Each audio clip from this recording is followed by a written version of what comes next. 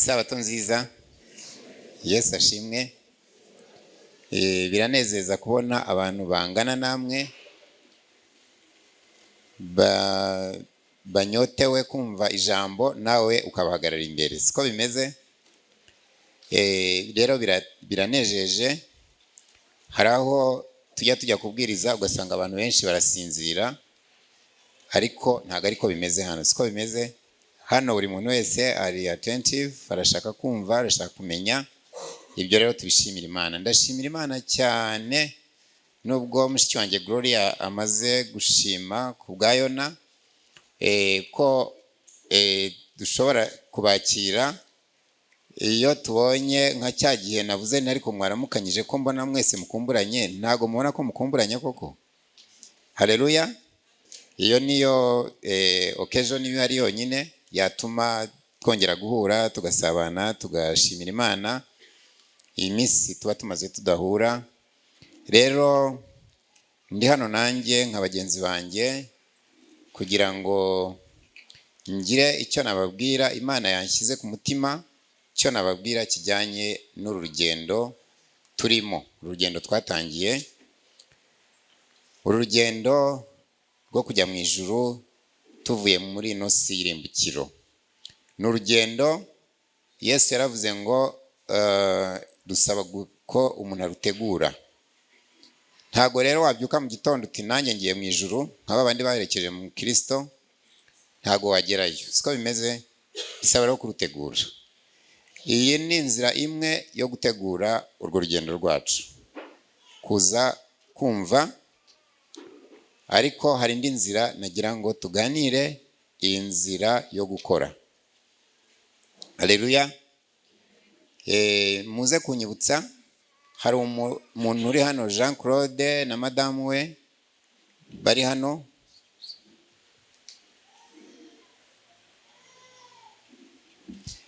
Ndashaka kumenya niba bari hano. Jean Claude arahari, madamu arahari nawe. Ni abantu bivurije hano, noneho bajya na Faisal, ariko abantu tubana kuri groupe baravuga bati aba bantu dukwiye kubafasha. Rero yaragumye atwinginga ati mwambabariye nkazaza nkatanga ubuhamya nkashima mu itorero, ariko tubura umwanya. Ariko uyu mwanya turavuga ngo reka tuze noneho kumuha umwanya. Turaza rero kubaha umwanya, akanya mumushimira Imana ibyo yabakoreye, kuko no gushima ni byiza, siko bimeze. Noneho rero uyu munsi nagira ngo turebe icyigisho kivuga ngo aho ubutumwa bw'abamarayika batatu, usibye ko nasanze ari bane, buhurira n'umurimo w'ubuvuzi, kandi rikaba ishingiro ry'ishungura. Murumva icyo cyigisho ko kimeze. Twasomye ubutumwa bw'abamarayika batatu. Ellen G. White yakomeje avuga ati ni ukuboko kw'iburyo kwa marayika wa gatatu, ni urufunguzo rw'ubutumwa bwa marayika batatu. Ariko bisobanuye iki imbere yacu? Niba hari icyo bivuze turava hano tukimenye, kandi nitumara kukimenya hari icyo biri buhindure ku mibereho yacu. Reka dusenge Imana. Mana yacu igira neza, Muremyi wacu kandi mukiza mwiza, turagushimye kandi ntitwarambirwa kukwiyegurira no kukubwira no kugusaba. Data, ushyize iri teraniro riri imbere yawe mu maboko yawe. Ubwenge ni wowe utanga, ni wowe soko y'ijambo, kandi muri iryo jambo niho hari ubugingo. Mana nziza, turakwingize ngo uzuvugishe buri muntu ku giti cye n'umutima we, kugira ngo tuze kuva hano tutari babandi uko twaje.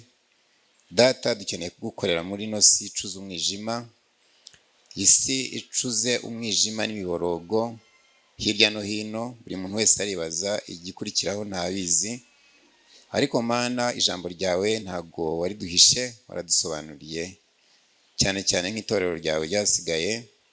Watubwiye amakuru menshi, watubwiye ibihamya byinshi, waduhaye umwuka w'ubuhanuzi, uduha ijambo rya Bibiliya.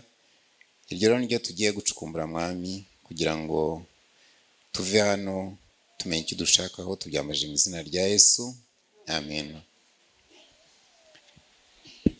Okay, njya nkunda kubaza ngo mbese hari umuntu utazi kurwara?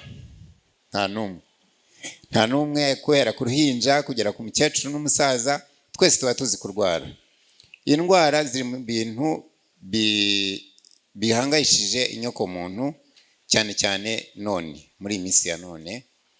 Hano mubona niho dukorera uwo murimo w'ubuvuzi, ariko ntabwo ari umurimo w'ubuvuzi nk'uko muwuzi, ahubwo ni umurimo w'ubuvuzi nk'uko Bibiliya n'umwuka w'ubuhanuzi bibitegeka.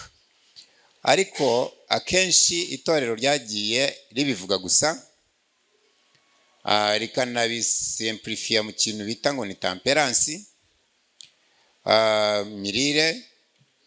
Ariko murebye ibitabo dufite by'umwuka w'ubuhanuzi bisobanura icyo uyu murimo w'ubuvuzi uvuze, menya twamera nk'abandi bose tukavuga ngo ntabyo twari tuzi.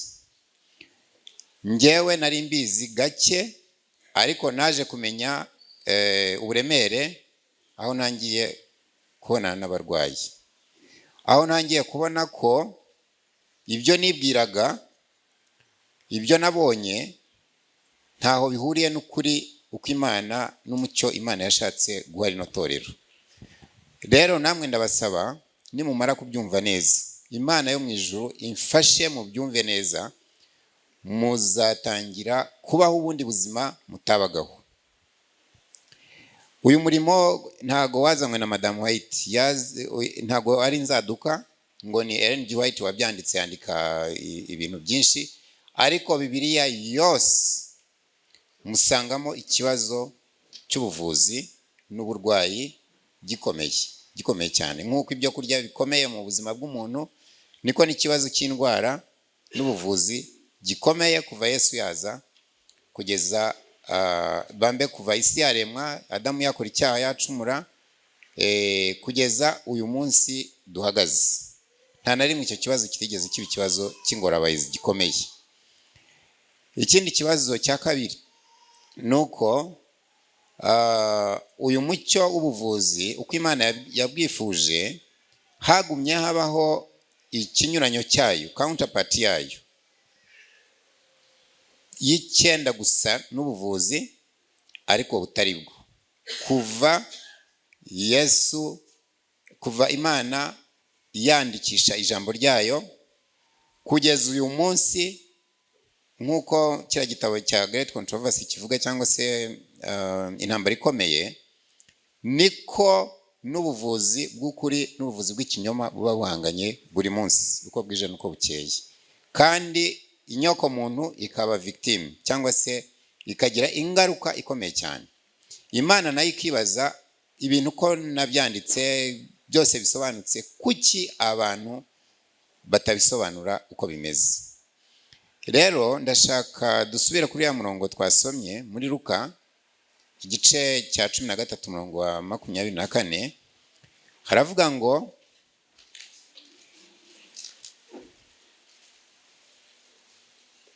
muharanire gukora iki? Kunyura mu irembo rifunganye. Siko bimeze? Twagiye tubona amasomo mu gitondo menshi cyane. Hari inzira igororotse, inzira irambuye, inzira abantu benshi banyuramo, ariko Yesu afite concern imeze gute? Muharanire kunyura mu irembo rifunganye. Sibyo? Mu kindi gice cya Matayo aravuga ngo irembo rifunganye rinyurwamo n'abakeya, ariko irinini rinyurwamo na benshi. Ariko aravuga ngo muharanire kunyura mu irembo rifunganye. Ngo kandi ngo hari igihe abantu bazashaka kurinyuramo bitagishoboka. Umuvandimwe yabyigishije kare. Ntago aya mahirwe tuzayahorana, ariko igihe tugifite amahirwe uyu munsi, reka duharanire kunyura mu irembo ry'ukuri Imana yandikishije, tugere aho tujya tudasitaye. Siko bimeze?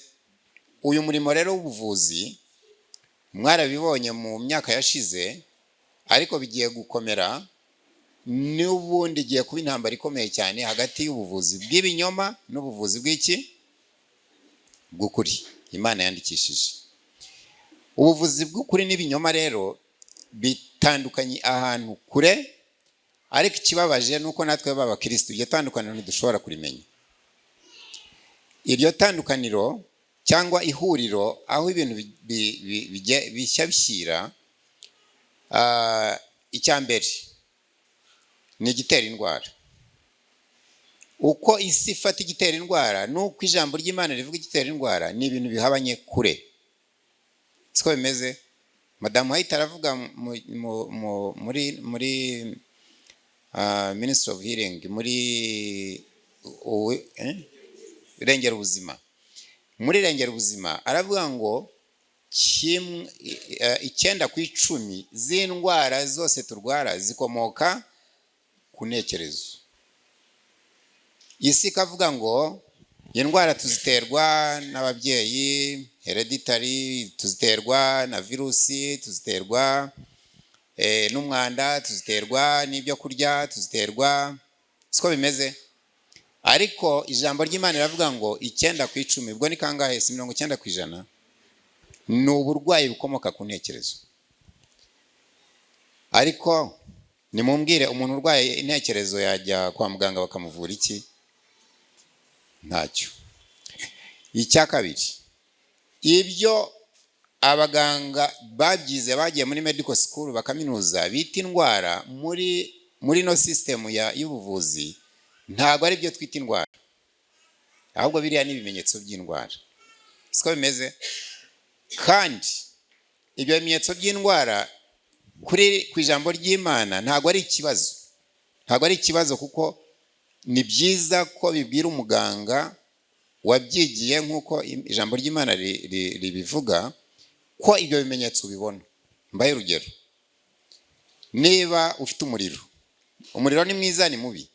Munsubize, ndashaka interaction. Ni mwiza ni mubi? Ni mubi. Abandi njyewe ndababwira ko umuriro ni mwiza, kuko ni systeme Imana yashyizeho ikubwira ngo umubiri urahanganye, your body is at work. Ubaye mwinshi yaba ari ikibazo, ariko umuriro, ugize umuriro, umubiri wawe ukwereka ngo I am at work. Mumbabarire bamwe muri abaganga, ariko turaza kugera aho turizoninga mu buryo buri scientific. Iyo ni immunity y'umubiri iba, ariko ni inshuro zingahe tujya gushaka umuti w'umuriro kugira ngo dusuppressinge icyo kimenyetso. Iyo wagize isesemi ni nziza ni mbi? Ni nziza. Ni mbi? Ni nziza. Ni mbi. So isesemi, umubiri wawe ubukomunika ukakubwira ngo shut your mouth, hagarika kurya, kuko imbaraga ivura y'umubiri ntabwo igikorana n'igogora. Iyo ni communication Imana yashyize muri twe ikubwira ngo stop, tukajya gushaka imiti ivura iki? Isesemi. Sibyo? Indi principle, umubiri w'umuntu niwe muganga, niwe wifitemo umuganga. Ni ukuvuga ngo ikidutera indwara n'ikidukiza indwara kiri muri twebwe. Murabyumva? Ariko bariya bo babiclassifying ukundi. Nuko bavuga ko indwara zikomotse kuri virusi, zikomotse ko utariye, zikomotse ko wagize warushye, zikomotse, ariko indwara zikomoka muri twe. Na Yesu yaravuze ngo ibidukomoka muri byo bikora iki? Bitwanduza. Ariko ibikomoka hanze ntago bidufiteho iki? Ni ukuvuga ngo twanduzwa n'ibidukomokamo. Ndashaka kubasobanura briefly ino system ibihanganye n'ukuri kw'ikibazo uko imeze, kugira ngo tuze kumva icyo Imana idushakaho. Siko bimeze. Rero umubiri wacu, Imana muri Zaburi 139 umurongo wa 13, ntago turi buhasome, haravuga ngo Mana ndagushimira ko naremwe mu buryo buteye ubwoba butangaza. Ibyo umutima wanjye ubizi neza, nzahora ngushima. Uburyo Imana yaturemye, yaturemanye iyo nayita trademark, nayita marque deposit. Ni ukuvuga ngo nk'uko umuntu akora imodoka nka ya Benz akavuga ati ndagukoze kabisa, nta n'uwayigana. Niki Imana yakoze. Iriya immune system, immunity turimo Imana yadukoreyemo, nibwo buhanga n'ubuhangange bw'Imana. N'uyu munsi iravuga iti nta wangerageza, nta wapima. Bakoze robots, bagerageje gukora amaraso, bagerageje, no way. Imbaraga ikurimo niwo muganga, nibwo bushobozi Imana yagukizemo kandi bukomeye. Siko bimeze?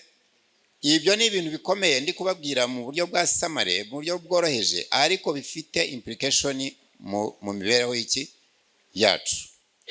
Ikindi cya gatatu, aho kugira ngo wivurishe imiti y'uburozi, ahubwo wakwivurisha iby'Imana yaremye, ariyo mategeko 8. Mujya muyiga muri ntuza, arimo muri Rengera Ubuzima, arimo muri Testimonies for the Church volume 5, volume 3, volume 5, volume 7. Ayo mategeko yose arimo, ariko hariya twe nta gaciro tujya tuyaha. Ayo mategeko Imana yashyizeho ntago tujya tuyaha, tujya tuyaha agaciro. Ariko niba mwari muzi imbaraga ziri muri ariya mategeko 8, murayazi, abayazi ni mumanika amaboko. Amategeko 8, aha, majority muri abasomyi murayazi, sibyo? Murayazi buri kantu kose. Tuvuge nko gusinzira, kuruhuka, gusinzira, sibyo? Urabitesha agaciro. Ariko yiba waruzi ko umubiri wawe udashobora kuba udasinziriye, ntago wamenya intuzi. Ibitotsi niyo regeneration y'umubiri. Kunywa amazi agize hafi 75% y'umubiri wacu. Noneho warangiza ukayima umubiri, kandi Imana yo yakuremye izi ko ayo mategeko nuyubahiriza. Ubwo ndagenda mbabwira aho ino system y'ubuvuzi itandukanye na system yo Bibiliya yavuze, yadutegetse gukora no gukoresha, kugira ngo mwumve importance ya bino bintu. None rero ngiye gusaba umuvandimwe, ariko ni byinshi, diversions ni nyinshi cyane, kambabwira indi imwe tutagenda tutayivuze. Umubiri wacu Imana yawukoze ari open system. Open system ni ukuvuga iki? Ni ukuvuga ngo urinjiza ugasohora. Siko bimeze? Ugomba kwinjiza ugasohora. Igihe cyose umubiri wawe uzaba winjiza udasohora, uzamenye ngo iyo ni accumulation, cyangwa se imyanda umubiri rawukusanya igakusanyiriza muri systeme yawe. Ibyo rero bigakandamiza ya mbaraga ikuvura. Iyo rero iyo mbaraga imaze gukandamizwa, nushaka kujya kwa muganga wa hehe, ubwo uzakira ari uko imyanda uyisohoye yose. Ino system y'ubuvuzi Imana yaduhaye, tugira system yitwa detox. Iyo umubiri wananiwe gukora uko wagombaga gukora, ugomba kubanza ugakubura, ukabona kongera kugaburira umubiri. Mwabyumvise? Now iyi si rero, nkuko Yesu aza kuri iyi si, yasanze abantu bababaye nkuko natwe tubabaye uyu munsi. Tubababajwe n'iki? Agahinda. Umwe yarazaga akambwira ati, Yesu ati maze imyaka 30 nabuze unterura ngo nage mu kidendezi. Ati Yesu maze imyaka 12 ndi kuva nananiwe gukama, ntabara Yesu mwana wa Dawudi, ntabara ubuhumyi buranyishe. Iyi ndwara zari indwara nkuko zimeze uyu munsi. Mwumvise? Ngiye kubasaba rero mube attentive, mutuze gato. Ngiye gusaba umuvandimwe hano dusomere amagambo mu gitabo cya Kivugabutumwa, kugira ngo mwumve ko bino bintu turi kuvuga ni ibintu bikomeye. Yesu afite iyo concern ni iki? Aribaza, ariko aba bantu ko ntakoraga nkabo, turabwiriza pe, ariko byagera gukora nk'ibyo Yesu yakoraga, imbaraga zikabura. Mwabyumvise? Noneho ukibaza ukuntu Satani ashobora kumugaza intekerezo z'abantu kugira ngo ukure nk'uko kuremereye gutya tukureke, ahubwo dufate ibyenda gusa n'ukuri. Dusomere Jose 25. stage. Tugiye gusoma amagambo aboneka mu gitabo cy'ivugabutumwa.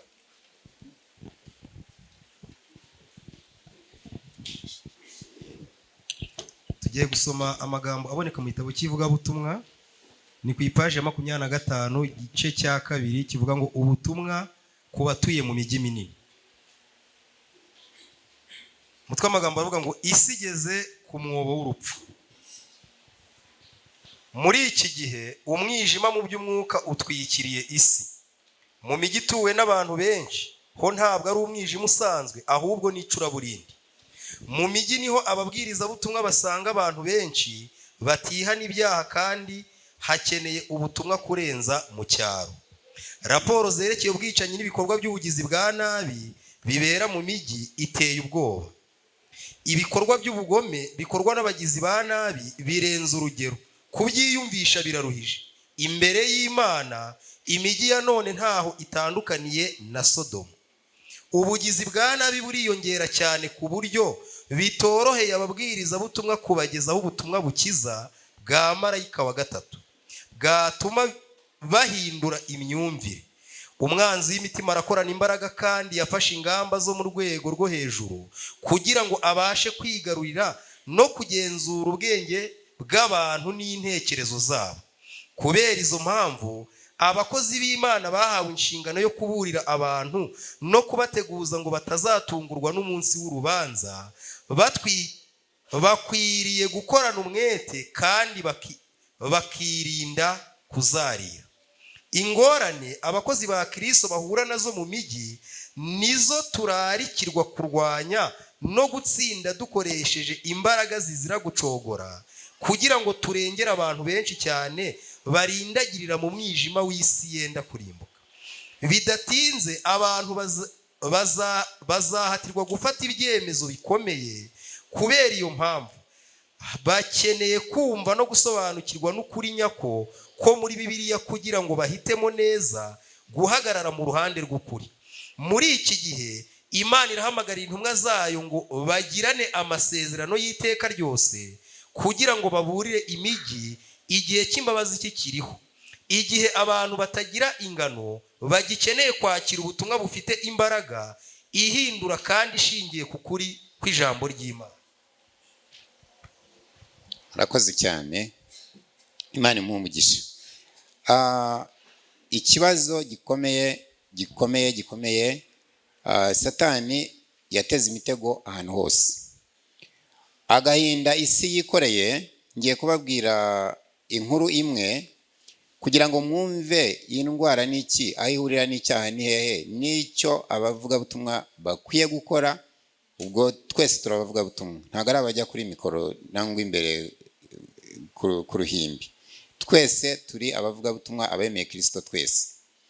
Ikibazo rero ni ikihe? Ikibazo ni uko Satani yateje ibinyoma kuri iyi si biteye ubwoba, ku buryo kubibasobanurira biragoye. Ariko reka nze mbabwire ino nkuru kugira ngo mwumve aho mu by'ukuri agahinda kageze isi n'icyo Kristo akwiye kubikoraho. Hari umudamu umwe nabibwiwe n'umupasitoro umwe ku kibwirizwa yabwirije. Umudamu umwe yitwaga Hana, yari yarapfushije umugabo afite umukobwa umwe, bakundana cyane, yumva ku isi ari cyo kintu afite, aribwo butunzi afite. Bajyanaga mu mikino, yajyaga ku ishuri akamusigayo akongera akaza kumukurayo, yari amaze kuba umukobwa w'umwangavu. Hanyuma umuhungu umwe wari warabuze uburere bwo mu rugo, akareba ukuntu abo bantu bakundanye, akumva ishyari riramwishe. Munkurikire neza, ishyari riramwica ukuntu abona abantu bakundanye watarigeze abona urukundo. Ahitamo kugenda agahemukira uriya mukobwa, aramwica. Umwana w'umukobwa aramwica.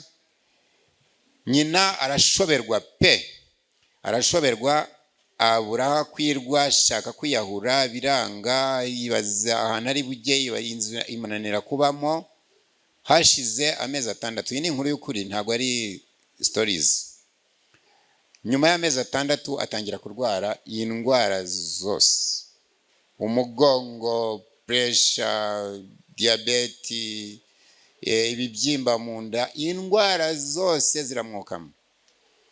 Ajya kwa muganga, atangira kujya kwa muganga ahantu hose ni mu gihugu cya Australia. Abonye bimunaniye aravuga ati n'ubundi sinzasubira kwa muganga, reka ngiye nipfire nanjye. Abantu bakajya baza, bari bamuzi, bakamuterura bakajyana, ariko ikintu cyamwangije niki, ni agahinda, ni bitterness, akababaro k'ibihe yanyuzemo. Nta mana yaragisenga, yaravugaga ati mutware iriya, iyo mana yanyu, njyewe si yanjye, nta n'ikimbwiye, sinshaka no kwivugisha. Mwabyumvise? Hanyuma rimwe ababwirizabutumwa baza kumureba bati watubabariye ukaza mu giterane cy'amasengesho, wenda nk'iki ngiki cyabaye, ukaza ukiga ikintu kijyanye no kubabarira. Ati mbabarira nde? Ubwo yari yaragiye afata ifoto ya wa muntu wamwiciye umwana, aragenda yijyana muri hasi aho muri parking aho imodoka yaparikaga, akajya agenda akirirwa yijugunyaho ibisongo, ayitera imikungugu, ayikubita, mbega ayitera ibintu byose bibaho. Ngira ngo urumva mu mutwe ikiba kirimo. Yarangiza akajya kuryama, akagerageza akaryama, ariko ntiyarakinsinzira, ibitotsi byari byarabuze. Ejo mu gitondo yabyuka, mbere yo kugira ikindi akora, akabanza akagenda agafata imyanda agateraho, mbega agatera ya foto ya wa muntu wamwiciye umwana. Nyuma aravuga ati ngewe nta nubwo nkwiye kubaho. Ari mu nzira zo kwiyahura pe. Haza abantu bo muri Bible Society baramubwira bati ko twumva tugishaka kuvugana nawe, watubabariye ukaza, ko dushaka gutanga Bibiliya muri prison. Hari abantu bakubabaje, hari umuntu waguhemukiye, ukandikaho ukamubwira ngo ndakubabariye, nkwaye imbabazi kandi ndagukunda. Aranga, aranangira, arwana n'icyo kintu n'uwo mutima hafi amezi nk'atatu. Hanyuma ageze aho Imana iramusanga. Ubwo niko ababwiriza bakomezaga kugenda bamubwira bamwibutsa umwuka w'Imana nuko akora, kugeza aho yafashe icyemezo cyo kujya kubabarira uriya muhungu wamwiciye umukobwa. Aragenda ajya kuri Bible Society, arababwira ati noneho cya cyemezo nagifashe, nimwandike ibyo mushaka kwandika, muyimpe nyimushyire. Batoya ntabwo we wayimushyira, ahubwo nitwe tuzayimushyira. Aragenda bandikaho, bamwitaga Hana, nababwiye, bandikaho ngo Hana loves you, Hana aragukunda, Hana yemeje kukubabarira, ibyo wamukoreye byose, ngo kandi arifuza ko muzabana mu bwami bw'Imana. Umuhungu arayireba, abona Bibiliya bamuhaye yanditseho Hana, yanditseho ngo aramukunda. Nta muntu uramukunda. Mwibuke hari igice kiri muri Yohana, nkunda kugikotinga cyane, igice cya 8 umurongo wa 44, ngo mukomoka kuri so Satani, kuko uwo guhera kera ibyo yifuza gukora ngo nibyo namwe mushaka gukora. Ngo kuko ni umunyabinyoma, nta kuri kwigeze kumurangwa, we n'umwicanyi. Ngo yavuze ibinyoma bavuga ibye ubwe bwite, ntawe abitira, ntawe abyigira, ntawe abimutije, nibye ubwe, niwe, it is him. Sibyo? Rero Satani ubwo abateze umutego wo kwica uriya muhungu, yarangiza agatega umutego wo kwica umukobwa, yarangiza agatega umutego wo kwica nyina. Murabyumva neza abantu bangahe? Iyo ni imitego. Kubera rero twebwe ubujiji bwacu ntago tubizi, tuzi ngo umuntu yambwiye nabi ibintu bigacika, umuntu yambeshyeye, niba yakubeshyeye yagukuyeho iki? Nta na kimwe. Upfa kuba umutima wawe ntacyo kurega, kandi nubwo wakikurega ihane, simple. Ariko yijya kugutontinga kukubwira wowe urabibona biriya niwe wabikoze, nta nubwo uzababarirwa, nta muntu ugukunda. Ubu dushobora kuba turi mu kigo nk'iki, turi abantu benshi, Satani akakubeshya ati abantu baha bose barakwanga bose, maze ukarwara, maze ukaribwa. Abantu nimumfashe muhaguruke mbibabwire muhagaze. Ka kantu kadukozeho, sibyo? Maze ugatangira uti abantu bose baranyanga, wagenda ugahura na runaka utaranyanga, abantu bose barakwanga. Ubwo Satani yarangije kukubikamo iki? Urupfu. Ngaho nimwicarire, ntawongera gusinzira. Satani yarangije kukubikamo iki? Urupfu. None rero urumva, nsubire muri prison. Subiye muri prison, umuhungu arareba ati nanjye hari umuntu nkunda ubaho, after all umuntu nahemukiye kuriya. Afata icyemezo cyo kwakira Yesu, asoma icyo gitabo kuva ku rupapuro rwa mbere kugera ku rwa nyuma, arasubiramo arongera arasoma. Umunezero uraza. Haleluya. Umunezero uraza. Aza rero guhura na Hana, yiciye umwana umukobwa, maze barahoberana, maze bararamukanya, maze barishima, maze Hana arakira. Haleluya. Hana yakijijwe n'iki? No kwa muganga. Icyo nashaka kubabwira rero, uwo murimo wo kurokora Hana, ukarokora uriya muhungu, ukarokora abantu bose bari muri prison, niwe Imana dushaka uwo munsi, niyo medical missionary work. Ako niko kazi k'ivugabutumwa rishingiye ku ijambo ry'Imana. Ibiri inyuma yaho mugende musome igice cya Isaiah 58, sibyo? Yesu icyamuzanye ntago ari ugutamba igitambo akagenda. Yesu icyamuzanye ni ugukiza umutima, gukiza umubiri, agakiza na roho. Roho n'umutima ubwo bitandukanye, soul, body and spirit. Yesu ntago yaje gukora agakiza kari impasho, kari kabogamiye ku ruhande rumwe. Yaje gukora ibyo narindimo mbabwira muri no story ya Hana. Rero reka mbabwire impamvu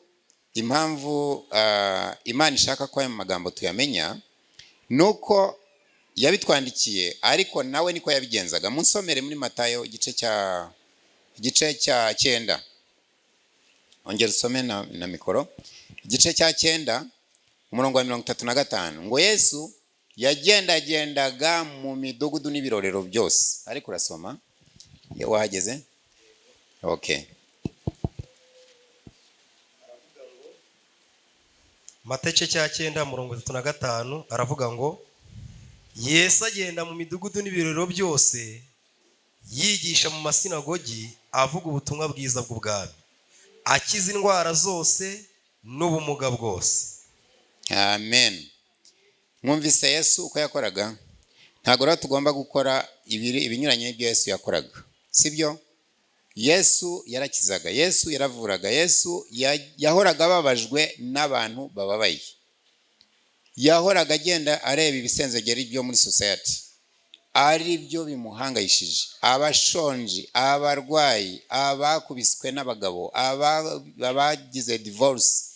Ibibazo murabizi mwese, ntago ndi bujye muri vie prive y'abantu, ariko icyo nzi neza ntashidikanya, namwe mwicaye hano mwafashe ijambo ry'Imana mukarimira, you have the same issues, you have the same problems. Twese dufite ibyo.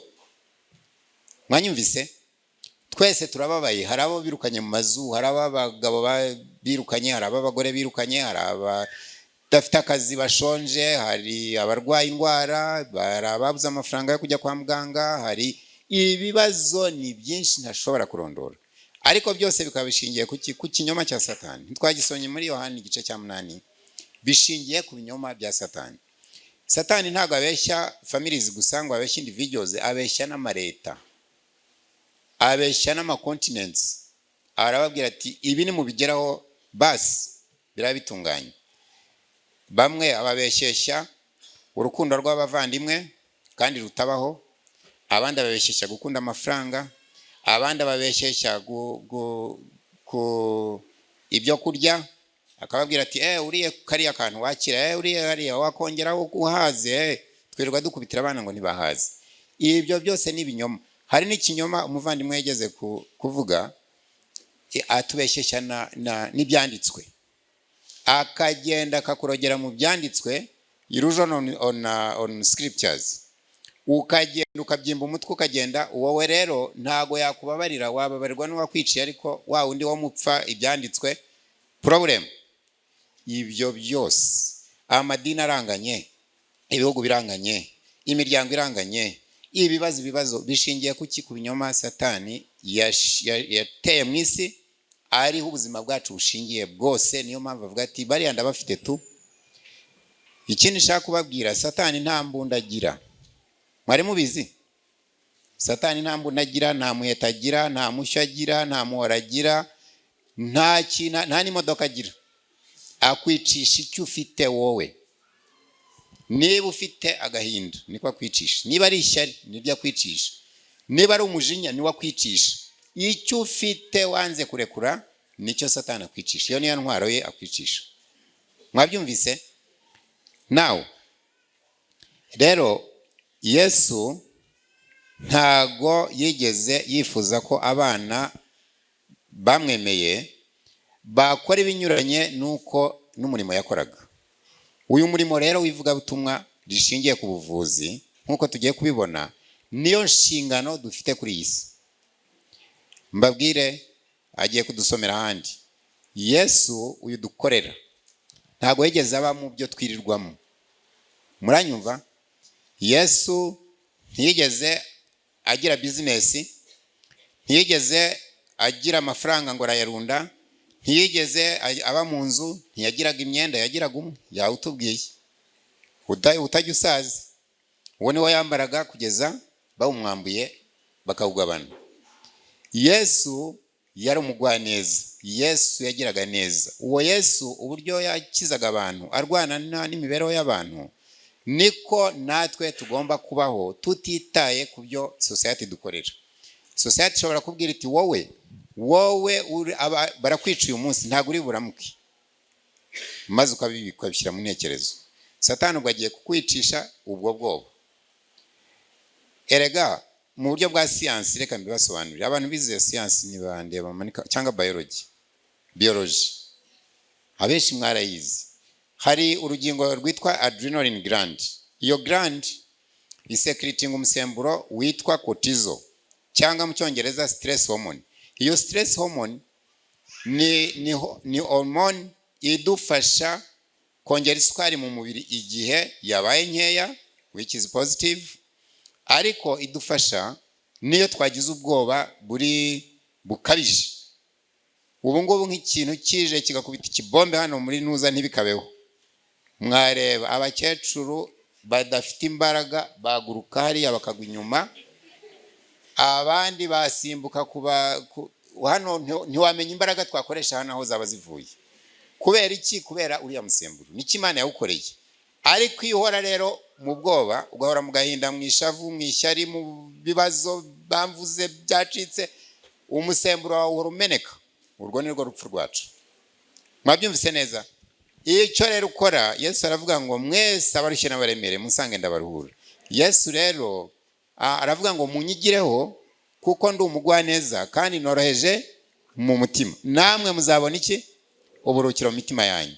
Haleluya. That is a very noble call. Uko no guhamagara gutangaje, kuko Yesu yaje azi ibibazo dufite. Hari umugabo umwe witwa Conef yanditse igitabo cyitwa the hidden half of the gospel, kimwe cya kabiri cy'ubutumwa bwahishwe. Namwe cyarabibahishe, nanjye cyari cyaranyihishe, sibyo? Ubuzima bwa Yesu. Ubuzima bwa Yesu, impamvu yabaye mukene ntago yarananiwe kubaho ubuzima bukize. Impamvu yabaye mukene, agakubitwa, akangwa n'abantu, agahemukirwa nabo, bakamwambika ubusa, akaca ku musaraba, akabambwa, agahemukirwa, byari kugira ngo nibitubaho byose. Abarwayi bajya baza kwivuza hano, njya mbabaza rwose wahuye n'ikibazo, ngaho gereranya icyo Yesu yahuye nacyo nicyo atereka dati sindamugeraho. nta muntu n'umwe wari wagera ku kababaro Yesu yanyuzemo. Ibyo byose byari kugira ngo nitunyura muri iyo nzira. Ese Yesu atubwira ngo mwikorere umusaraba wanyu munkurikire, yatubwiraga iki? Buri muntu afite umusaraba we. Niwemera kuwikorera uzajya ureba wa Kristo Yesu. Ntago, by the way, kanze mbabwire, Yesu ntago yigeze arwara. Uzahanu nabikuye, narabrawuzinze ndashakisha, nta hantu hagaragara ko Yesu yigeze arwara. Sibyo? Kubera iki Yesu atarwaye? Nuko nta kintu kiri negative cyamujyaga mu bwonko. Frontal lobe yahoraga iri clear. Sibyo? Nihagira ubona ibinyuranye n'ibyo nabonye aze kumbwira. Yesu ntago yigeze arwara, ahubwo yababariraga abarwayi. Sibyo? Ahubwo yasangaga abarwayi, yasangaga abashonje, yasangaga igice cya 58 muze kugisoma.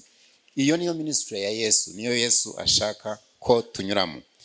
Rero reka mbabwire, twahoze dusaba Imana duha umwuka wera, Imana duha iki? Ntago Yesu ashobora kudusukira umwuka wayo no kuduha imbaraga z'umurengera tutari twiga gukora nkawe. Imbaraga uzikoresha iki? Naduha imbaraga z'umwuka wera tuzikoresha iki? Mwabyumvise? Nuko tuzikoresha iki? Kwigisha? Oya, imbaraga zo azaduha no kugira ngo dukore ibingibi yatubwiye. Hari ikindi kintu nshaka kubabwira. Icyatumye Imana idushinga no murimo w'ivuga butumwa no kugira ngo iduhindurire imico. Haleluya. Iduhindurire iki? Imico. Turaza kubibona mu butumwa bwa marayika batatu. Imico yacu igomba guhinduka mbere yuko dushyirwaho ikimenyetso cy'Imana. Sibyo?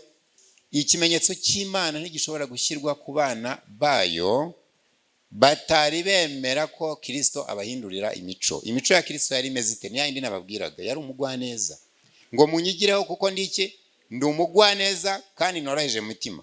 Abantu bohereje mu mitima kuri iyi si baracyabaho? Ntabo. Amarere gusa. Iyo uri mu muhanda utwaye imodoka nibwo ubona amarere dufite. Ntawe ushobora kureka n'undi ngo anyureho. Sibyo? Intambara mu muhanda, ibibazo turi abanyamarere twese. Amarere mu rugo ku mugore n'umugabo, amarere ku bana n'ababyeyi, amarere ku bayobozi abakorana, amarere turi abanyamarere. Ntago tuzi kwicisha bugufi. Sibyo?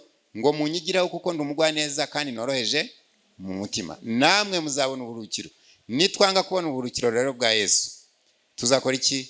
Tuzahora dukandamijwe n'indwara n'ibinyoma bya Satani. Mwanyumvise? Now, musomere icyo Imana igambiriye muri uyu murimo w'ubuvuzi no kugira ngo duce mu nzira Kristo yanyuzemo aduhindurira imico. Imico yacu nimara guhinduka, itakireba isi yatuvuyemo. Iyo mvuze iryo jambo muraryumva? Isi yakoze iki? Yatuvuyemo. Turavuga ngo dusohoke muri Babiloni. Ariko na Babiloni igomba kudusohokamo. Mbivuze neza? Dusohoke muri Babiloni, ariko Babiloni nayo igomba kudusohokamo ikabona ntitukiri abayo. Icyo gihe nibwo wagirira umurwayi imbabazi. Uyu murimo ni mutangira, muzafatwa n'agahinda k'umwanya mwamaze mupfusha ubusa, cyangwa umwanya twamaze tupfusha ubusa. Kuko abantu mubona bose barwaye, nta n'umwe urwaye indwara nk'uko tubizi tubikeka. Abantu bose bikoreye ibibazo. Umuganga muzima urabanza ukaganiriza umurwayi akakubwira. Honorine arabizi. Ukaganiriza umurwayi akakubwira story ye, niho gukira kwe gushingiye. Mwanyumvise? Reka nze mbaye akagero gatoya, amasaha ndabona ari kumfata. Umuntu umwe yarambwiye n'icyumweru gishize, arambwira ati rero ngewe problem mfite, niba ari yanteye uburwayi simbizi, atariko ngewe narakubititse kuko ibibazo nahuye nabyo sinzi ko hari umuntu wari wahura nabyo kuri iyi si. Ibintu bimeze biti? Ati ngewe ubu mfite isoni zo kujya mu muhanda, mfite isoni zo kujya mu muhanda kuko umugabo wanjye yarankubise, ankubitira imbere y'abana, iwacu barantabara, mujyana muri ribu, njya kumusabira imbabazi baramurekura. None simvugana n'iwacu, simvugana n'umugabo, simvugana n'abana. Ati kandi n'abaturanyi barabibonye. Indwara arwaye rero zirakomeye, mbabwira ngo zirakomeye. Ubwo rero ati niba ari ibyo bindwaje simbizi, ntago nawe abizi, ariko ararwaye, wumve ngo ararwaye, kandi arwaye ibyumweru bingahe? 2. So afite isoni zo kugenda mu muhanda, ntafite ahantu ajya, mbese mu magambo make. Uwo muntu wamuha ikinini cyitwa ikihe? Hello? Wamutera urushinge rwitwa uruhe koko? Yesu rero arakenewe. Yesu akenewe mu buzima bwacu kugira ngo aduhindure, duhure n'abantu bameze gutyo. N'abandi benshi ntashobora kubabwira. Buri munsi mbona cases ziteye ubwoba. So dusomere pati ya 2 ikurikiraho Joseph. Tugende tugana ku musozo uko amasaha yarenze. Page 397. Muri cya gitabo n'uri kivuga butumwa, umutwe w'amagambo avuga ngo irembo ry'umurimo wivuga butumwa. Nta kintu kizakingurira imiryango ukuri ngo kwinjire nk'umurimo wivuga butumwa rishingiye ku buvuzi. Uyu murimo uzagera ku mitima no ku ntekerezo, kandi uzaba uburyo bwo guhindura benshi ku kuri. Guhindurira benshi ku kuri. Umuvugabutumwa witeguye kugeza ubutumwa ku muntu urwaye aba ahawe amahirwe akomeye yo kugira icyo akorera ubugingo bw'umunyabyaha. Bene uwo muvugabutumwa akwiriye guhabwa ubushobozi bwo kubatiza abahindutse kandi bifuza kubatizwa. Umurimo w'ivugabutumwa rishingiye ku buvuzi ni ukuboko kw'iburyo gufasha mu murimo wo kubwiriza ubutumwa bwiza, kukanafasha gukingura imiryango kugira ngo ubutumwa bubone bwamamazwe. Inzugi zakingwaga kugira ngo umuntu wagenzwaga no kubwiriza ubutumwa bwiza gusa atabona aho anyura, zizakingurirwa umuvugabutumwa w'umunyabwenge wifashisha ubuvuzi. Imana igera ku mitima y'abantu binyuze mu koroherezwa no gukizwa ububabare bw'umubiri. Ndebeye mu kugira neza kw'Imana, nsanga umurimo w'ivugabutumwa rishingiye ku buvuzi ugomba kuba urwinjiriro rukomeye aho ubugingo bw'umuntu urwaye bushobora kugerwaho. Umurimo w'ivugabutumwa rishingiye ku buvuzi ni umurimo ucira inzira ubutumwa bwiza, ni urugi ukuri kugenewe iki gihe gucamo kugira ngo kwinjire mu miryango myinshi y'abantu. Kugaragaza amahame ajyanye n'ivugurura mu by'ubuzima bizakora umurimo mu gukuraho urwikekwe abantu bafitiye umurimo wacu w'ivugabutumwa.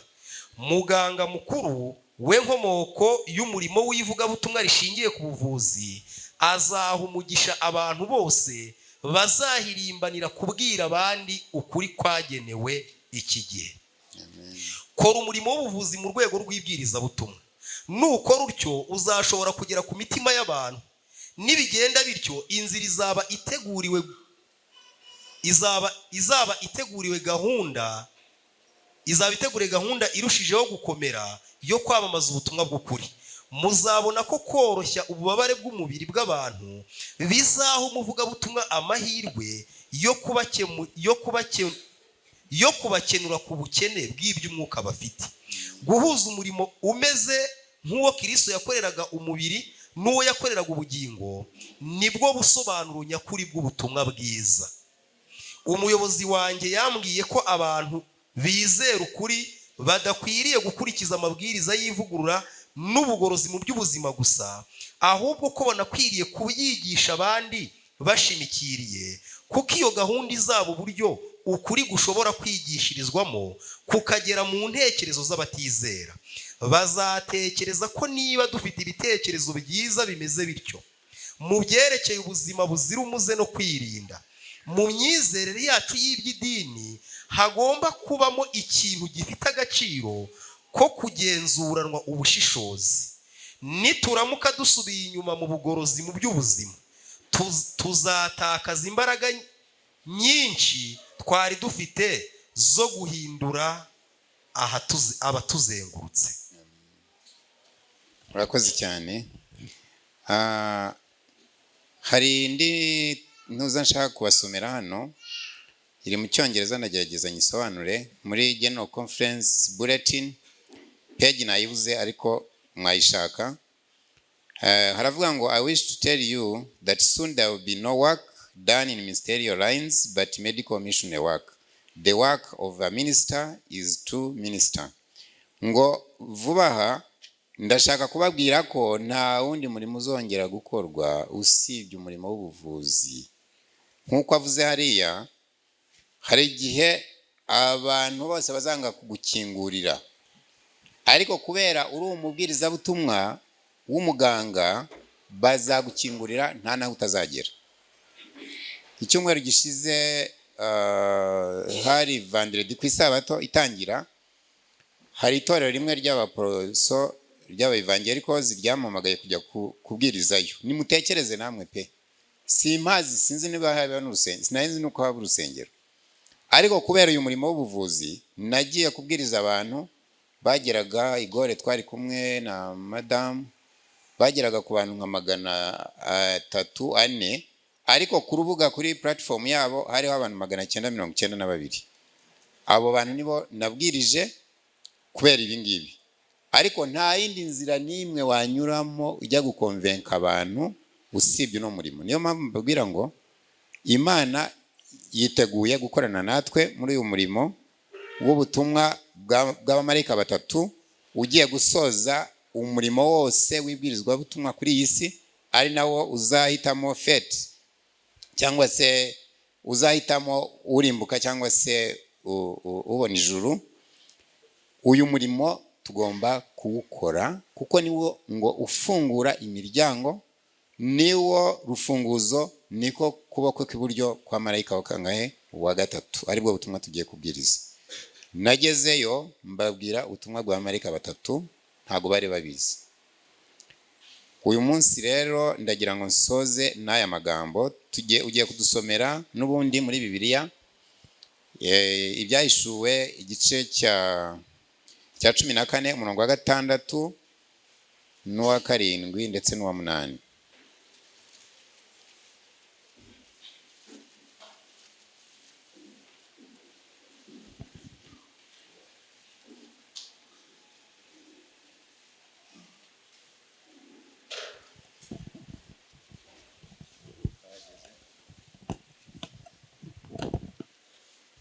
Ibyahishuwe igice cya 14 umurongo wa 7 hera kwa 6 kamere kwa 6.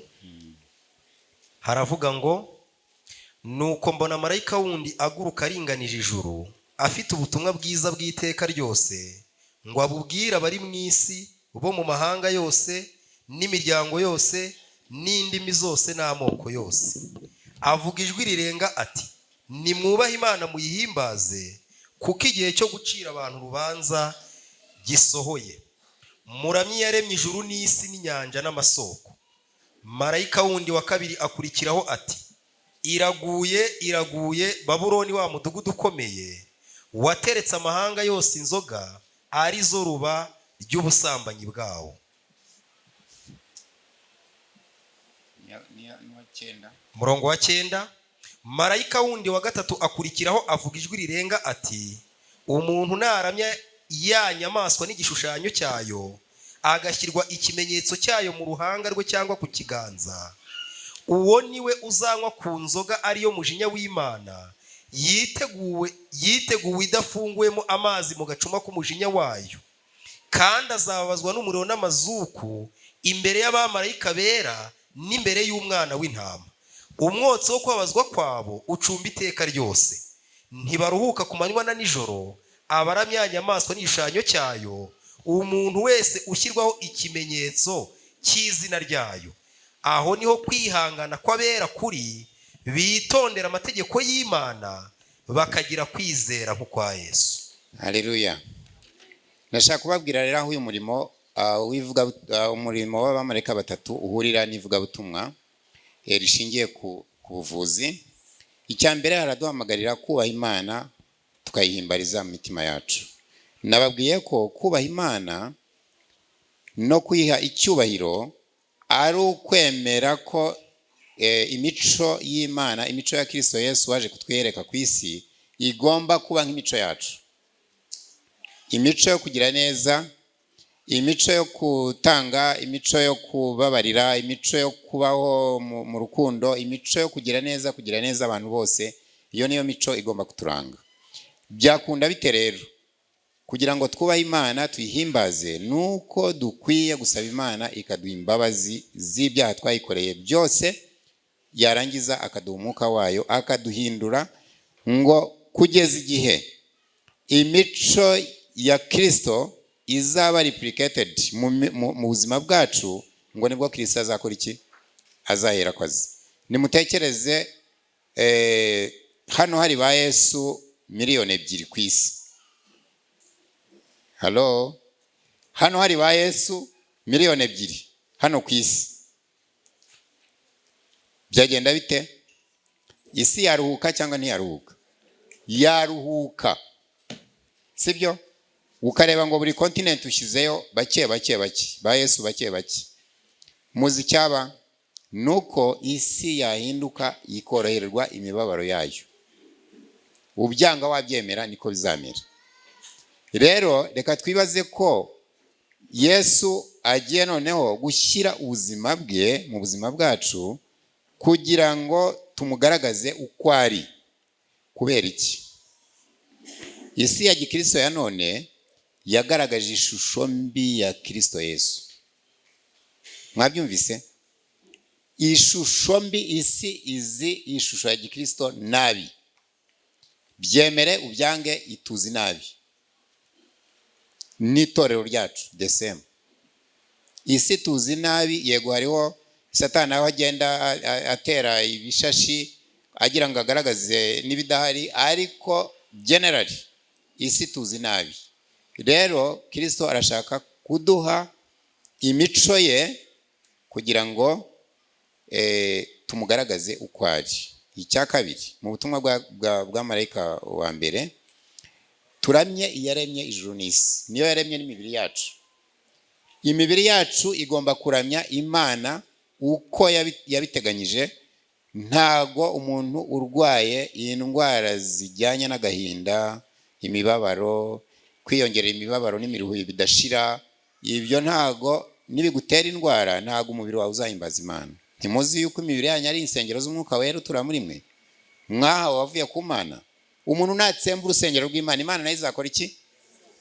Ibyo imibiri yacu, intekerezo zacu ntago zihimbaza Imana uyu munsi, ntago duhimbaza yaturemye. Niba twari tuzi ko Imana yaturemanye ubudahangarwa bumeze kuriya, twakabaye duhora tuyihimbaza. Imana warakoze. Kumbe n'igufwa ryanjye ryacika ukongera ukariteranya, nta n'umuturgiyeho. Imana izi gukora amaraso, igira uruganda mu mubiri wacu rukora amaraso. Imana ukora kisida umubiri ukibumba ukongera ukivura, twakabaye duhimbaza Imana ihoraho. Imana yaturemye ukamara imyaka ngiye maze 50 plus, ukamara imyaka 50 Imana igusigasiye, warangiza ntuyishime, ahubwo ukirukanka kujya gushaka abandi bavuzi bakubeshya. Kandi Imana yaraguhaye ubuvuzi muri wowe, ariko ubwo buvuzi ukabutesha agaciro kubera imirire mibi, intekerezo mbi, agahinda, kutababarira. Uzi ko abantu barwajwe no kutababarira wababara? Murabazi? Ntago abo bantu wababara, umuntu araguhemukira, aho kugira ngo birangirire umubwire uti ndakubabariye, nta nicyo bimbwiye, ati reka nkusengere ahubwo, ukabika umutima ukabyimba. Urumva? Ibyo uri bukuremo Satani yarangije kugushyiramo huku. Huku ni iki cyakimafatisha amafi mu nyanja? Ni indobani. Yarangije gushyiramo iki? Indobani mu zuru. Byarangiye, ntago uzamwikuraho nubwo wagira uti, sibyo? Rero turamye Imana yaremye ijuru n'isi n'inyanja n'amasoko. Satani rero we barashyiraho ibintu bya climate change byo kuramya ibyaremye. Imana iravuga ngo muramye yaremye ijuru n'isi. Haleluya. Ntimuzaramye ibyaremwe, muzaramye iyaremye ijuru n'isi. Haleluya. Iyo niyo Mana yacu, niyo yaturemye, niyo yabaremye, niyo yaremye isi yose, niyo dukwiye guha icyubahiro tukayihimbaza. Aho niho umurimo w'ubuvuzi uhurira n'ubutumwa bwa marayika wa mbere. Ubwa marayika wa kabiri aravuga ngo iraguye Babiloni, yanywesheje amahanga yose inzoga z'iruba ry'ubusambanyi bwayo. Bya binyoma nababwiye byose, birimo imbunda, birimo amasasu, birimo imihoro, birimo ikiburozi, birimo iki, za mbunda zose Satani arazibitse. Iyo mwari mushoboye kugera mu biro byanjye mugafotora kariya kantu karimo, murebe ukuntu Satani abeshya abantu. Ibinyoma mu miti, ibinyoma mu byo kurya, ibinyoma mu bantu, ibinyoma mu mibanire n'abantu, ibinyoma gusa nibyo twubakiyeho.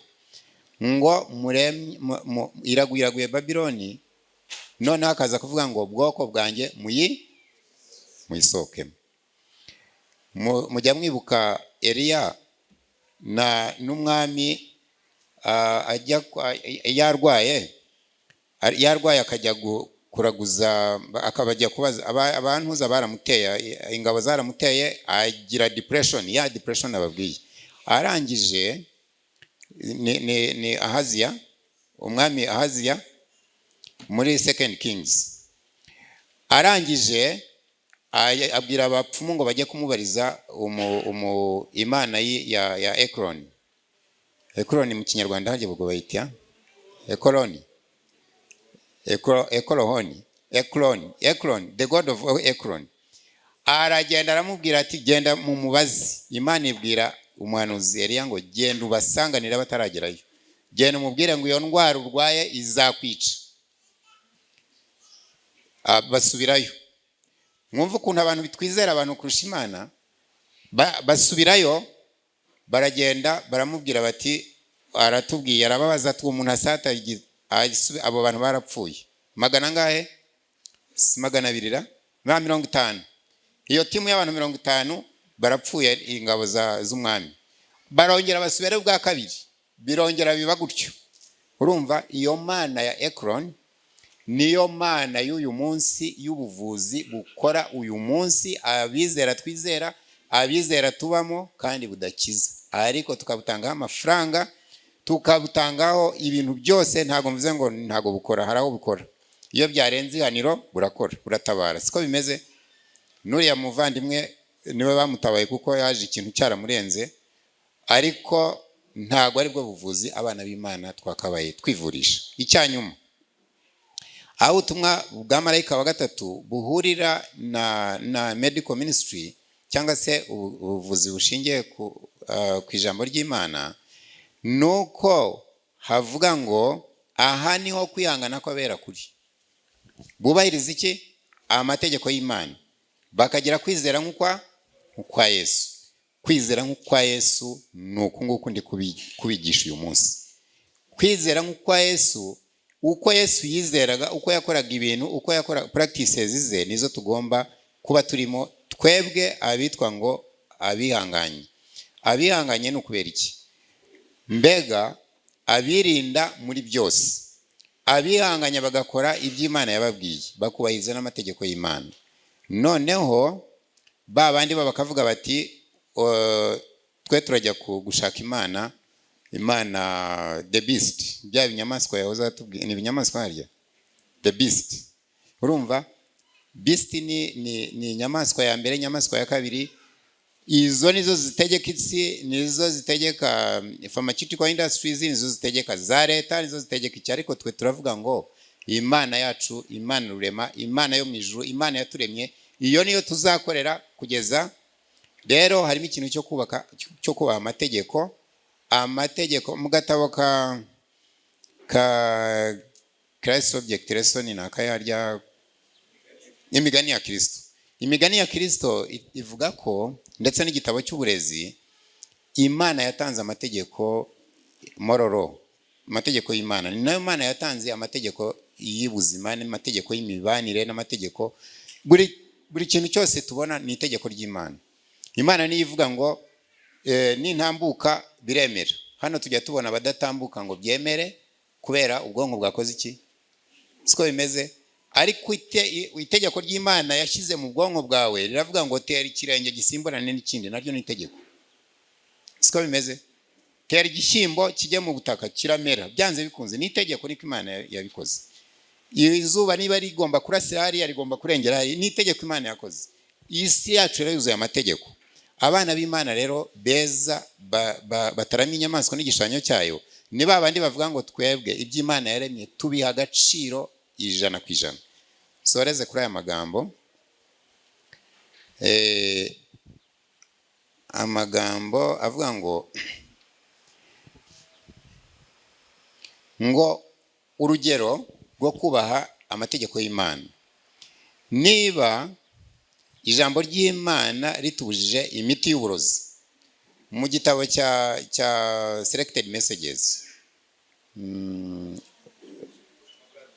ubutumwa bwatoranyijwe, very good, ubutumwa bwatoranyijwe, iyi message ndi gusoma mwagenda mukayisoma, volume 2, imiti y'uburozi yaratubujijwe nk'abana b'Imana b'Abadventisti, twahawe umucyo utangaje.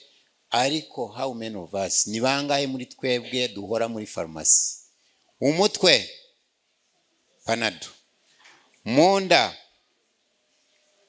buri ndwara ifite nk'imiti nk'igihumbi, tugahora tujyayo kandi twakabaye dukosora imibereho yacu gusa. Niba iryo jambo rivuga ngo ntimukashyire mu mibiri yanyu imiti y'uburozi, kuko iyo miti iragenda ikica system yose. Iyo mvuze system, umubiri ugira ama systems menshi cyane. Iyo rero iyo miti igiyemo, ikintu igiye gukora gikomeye cyane, cya mbere ni ukukubeshya ngo urakize, palliative. Icya kabiri ni ukugenda igahagarika system zose zakoraga neza ntizongere gukora.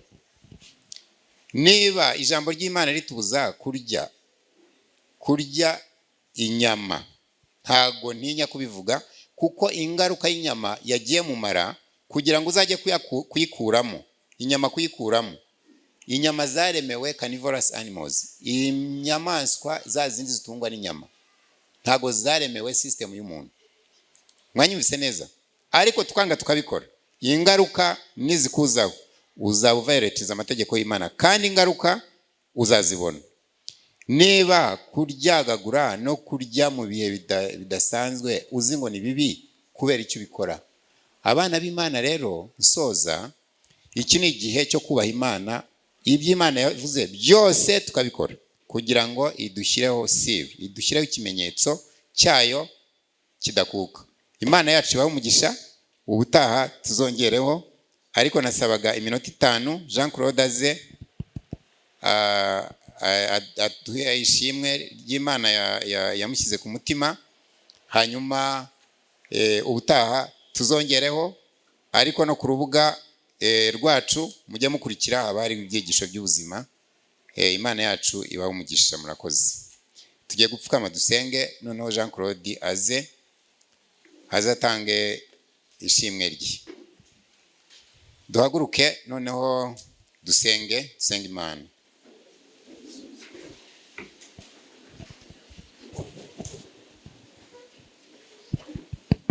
Data twese uri mu ijuru, Mana ihoraho, muremye ijuru n'isi, turagushimye. Tuguhaye icyubahiro kubw'aya magambo avugiwe hano. Twaba twayavuze neza cyangwa nabi, niko wabishimye Mwami ko ajya mu matwi yacu. Data, utubabarire ibitagenze neza, ariko ibyagenze neza uhererwe icyubahiro. Abana bawe ndabakweretse Mana. Ibinyoma byinshi by'umwanzi Satani yateye ku isi nibyo biturwaje, nibyo bitumugaje, nibyo bitutera kwitiranya urukundo rwawe. Mana nziza, tukibaza ngo kuki ngewe Mana watumye ndwara, kuki watumye ndwara ibi n'ibi, kandi ari ukwica amategeko yawe washyizeho. Dusabye imbabazi rero, kandi tugusaba ngo duhe itangiriro rishyashya. Tumenye yuko imibiri yacu ni insengero z'Umwuka Wera utura muri twe, kandi izo nsengero zigomba guhimbaza Imana mu buryo bwose, kugira ngo n'isi imenye ko turi abana bawe, twakumenye kandi twiteguye kuzataha ijuru, kuko twemeye gufata imico yawe. Ubane natwe rero, mu miryango yacu hari abarwayi Imana. bararembye, ntibafite ibyiringiro by'ejo, nta kibakiza bazi, ariko ndasaba Mana ishobora byose nk'uko twasomye inyandiko nyinshi, turagusaba ngo uduhe kuzuka no guhumuka kugira ngo tumenye ko abo bantu nitwe tugomba kubatabara, nk'uko wadusize kuri iyi si ntugihari, ariko turahari mu mwanya wawe Mwami. Uduhe rero kubatabara, ari abarwaye kanseri, ari abarwaye diyabete, ari abarwaye imivuduko imitima n'amastroke n'ibindi, abo bose Mwami bakeneye ubutabazi, bameze nk'intama zitagira umwungeri, ariko Mana tugira abungeri guhera none kugeza igihe uzagarukira. Turitegura ibihe bigoye, aho buri cyanditswe cyose buri kuri kose kugomba gukubitwa hasi hagasigara ibinyoma gusa. Mana uzaduhe guhagararira ukuri, twebwe babyumvise ibi bintu uyu munsi, tubyambaje mu izina rya Yesu, amen.